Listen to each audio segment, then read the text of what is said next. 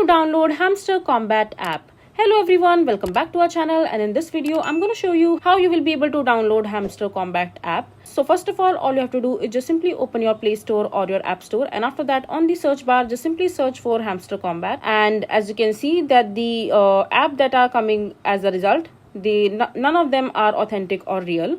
So basically, in order to download your Hamster Kombat app, you need to download the Telegram in your mobile device. Just simply search for Telegram in the search bar and just simply install the application in your device. And once you're done installing the application, just simply click on open. And over here on the search bar, just simply search for Hamster Kombat. Just go to the channel section from the top menu and you will be able to see the option called Hamster Kombat announcement. Just simply tap on it, and now just scroll up and you will be able to see the option called play.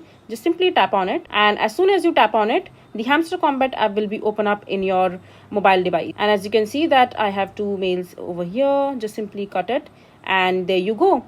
And that's how you will be able to download Hamster Kombat app in your mobile device. I hope you find this video to be helpful. So that is it for this video. If you find this video to be helpful, make sure to hit that like button and don't forget to subscribe to our channel for more such informative videos. And I'll see you the next time.